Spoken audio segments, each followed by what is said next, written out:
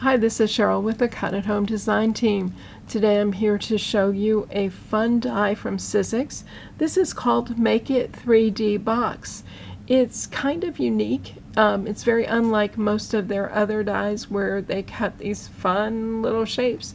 This is a fun die, but it's really designed to allow you to take those other dies that you already have and make them even more versatile. Turn them into a little box. So it has various ways that it can do this. There's three basic pieces that come with this die. There's a bigger box, so it creates a larger box shape. There's a strip that you can use for areas that are more straight, less curved. And then this one will let you get around even the tightest of curves. How fun. There's so many things you can do with that particular setup. So this is what the die looks like. It's one of those big XL dies, so you're going to need the extended pads for your Sizzix. It's a thick die, so you are going to need your Sizzix Big Shot or Big Kick or Big Shot Plus, whatever it is that you have to cut that. Now let me show you one of the projects that I made with it. This is a cute little cupcake. The cupcake itself is another Sizzix Bigs die. So I used that with just some regular cardstock. It's not too flimsy. It's maybe 90 or 110 pound cardstock. But I cut out two cupcake shapes, and then I cut out the base again for each side in pink and the top in white. Used my embossing folders on both to create something that looks a little like a cupcake. I kind of like the way it turned out. Of course, I added the sequins. The little cherry die cut is part of what you get with the cupcake die and the like. But this is perfect to use for a gift card or a small gift or something like that. Absolutely perfect. I love that I can take this die and do something different with it.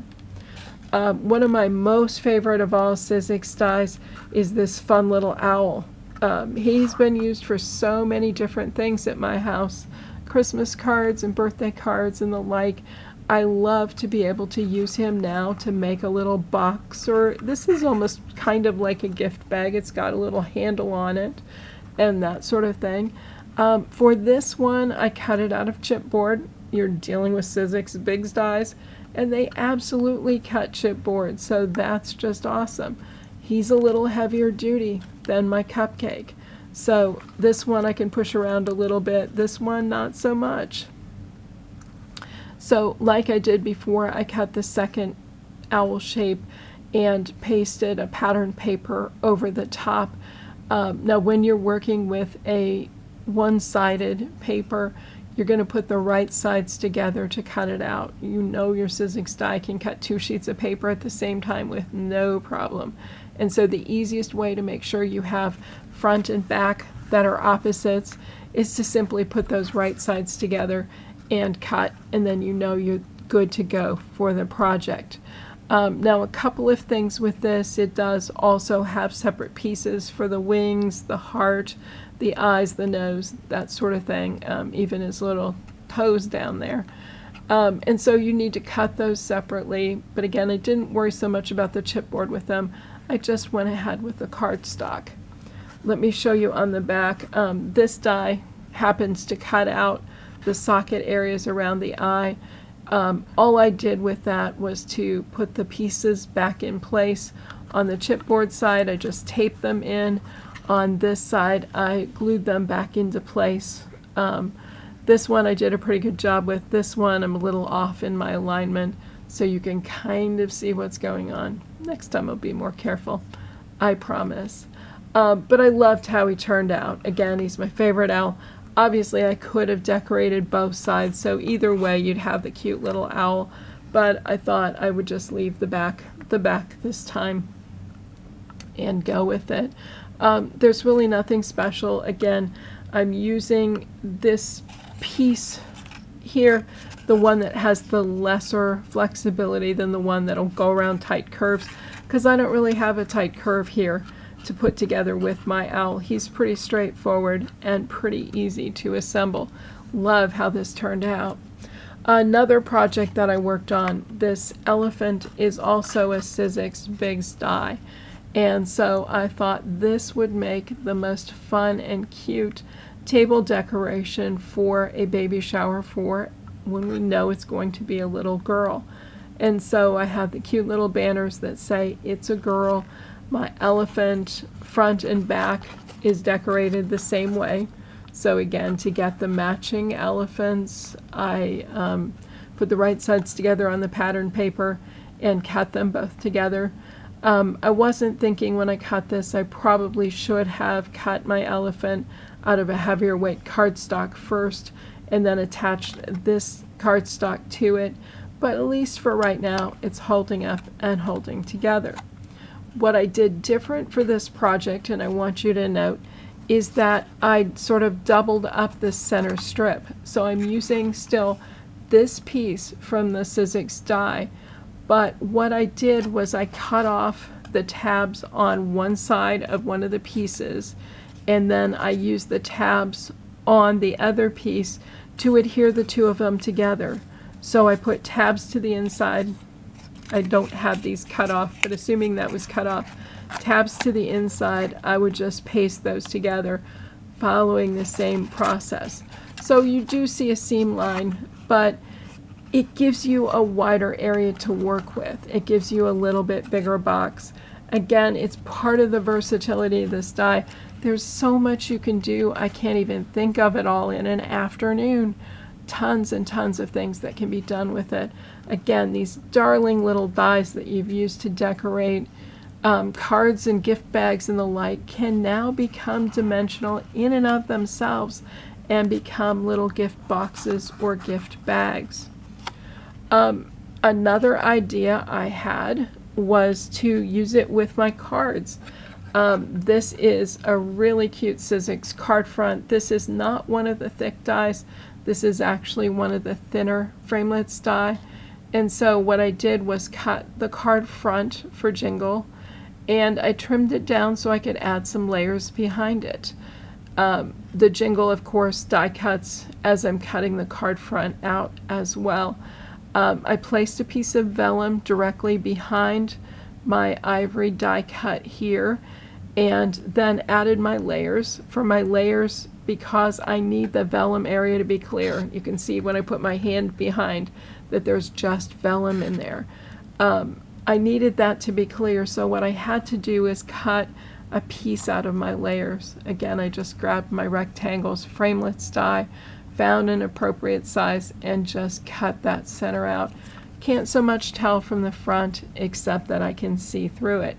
Now the purpose of seeing through is to be able to put like a flameless votive or something like that behind it and allow that to shine through to make a fun Christmas decoration. So of course I couldn't find mine, so I'm going to show you with a flashlight what it would look like to have that light shining behind. So again, a very cute, fun, and safe holiday decoration because we're using flameless things, the little battery-operated candles back in the box. I do think this is something that you could mail because I think that you could send the box virtually unassembled. I would attach it. This is the box die itself. So what I would do is I would attach it here to the card and then just put Angel Craft tape on all of the tabs and just send a quick note and say, pull the tape from the tabs and put the box together. That would assemble the box on the back of the card so that when they put in the flameless candle, it could be lit up and would just make a nice holiday decoration as well as a holiday greeting. It's a perfect thing for shut-ins.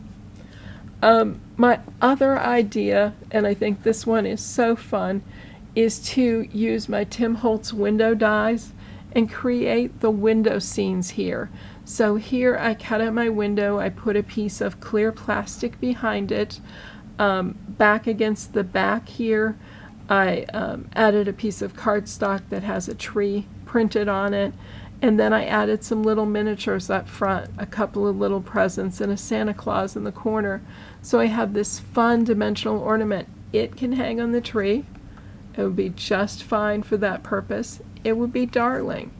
Here's my back. I just put a quick Santa on the back, again using my pre-printed cardstock. I did sort of the decorative little fold over here on the ribbon because I knew it needed to show. It's going to show here or it's going to show on the inside, one or the other. So I wanted it to be somewhat decorative. Of course, you don't have to do holidays for the room decorations. This one's a little gardening decoration that I did as well. So it's got the gardening apron with the little tools, the fun little garden boots here, and a little bouquet of flowers with a bow up at the top. I kept my little window boxes fairly simple and straightforward. Again, if I was working on these for holiday gifts, I would take a little more time and distress and glam up those windows a little bit. For the holiday one, I'd put some greens around and that sort of thing. Even for this one, I'd do a little work on it to make the window look a little more dressed up. You could even sort of sink it into, if you needed your room to be a little wider, you could put a small piece of cardstock to the side and sort of make that look like bricks so that it's the side of a house. So lots and lots of fun options. I love the idea of being able to do a dimensional ornament. How fun will that be for the holidays? So again, this is such a fun, perfect, versatile die. Add it to your collection. You'll be able to do so much more with what you already have. It's designed to work with these kinds of dies, the Biggs dies, the ones that are thick, but it will also work with the framelits and thinlits. My Jingle is a thin die, had no problem working with that. I use some of my framelits dies with it as well. No problem whatsoever working with those. The back of my window, actually, to get it to the right size, I just cut that with my paper trimmer. So you have lots of different options of what to work with. The strips in this die give you what you need to assemble that. So let me show you what it would look like. First of all, you need two shapes, two matching shapes to create your box.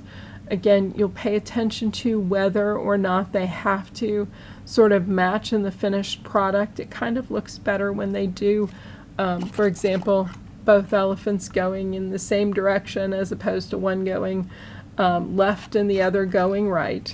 To do that, when you put your patterned paper on to cut it, you can cut more than 2 layers at a time, so 2 is very safe.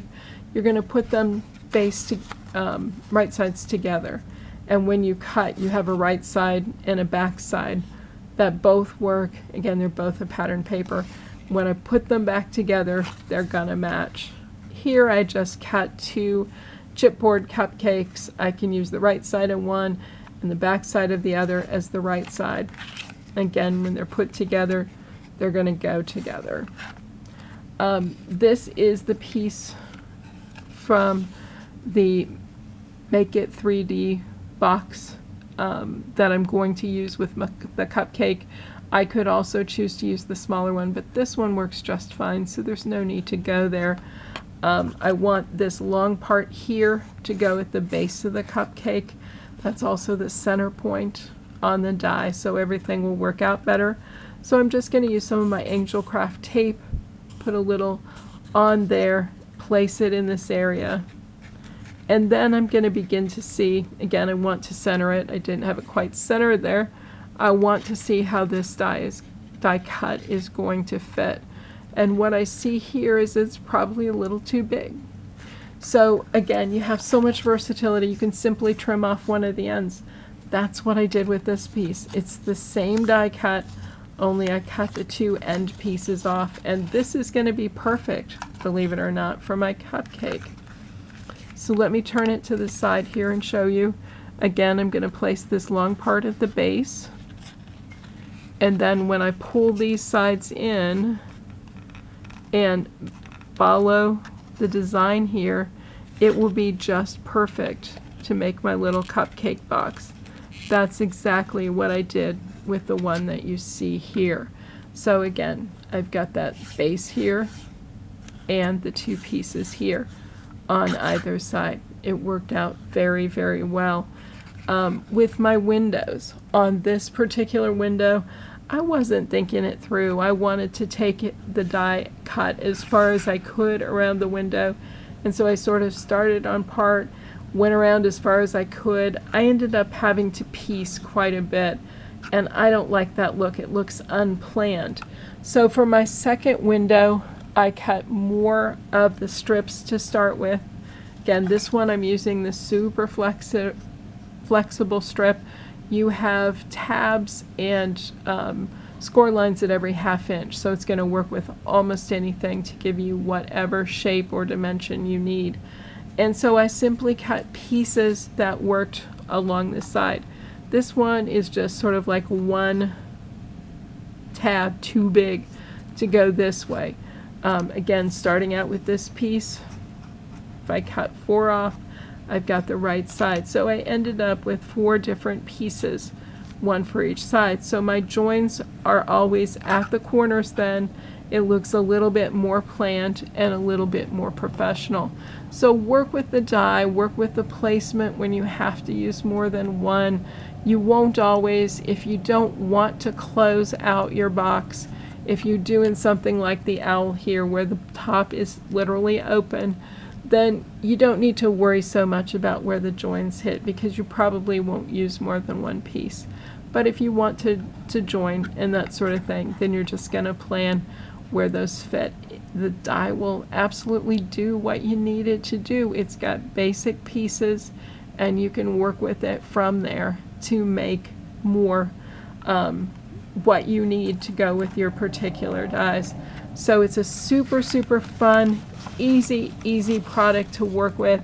Again, it's the Sizzix Make-It 3D box. It won't do anything on its own, but when you put it together with what you already have, your favorite dies, for example, wow, you're really going to enjoy the results and get these wonderful 3D boxes.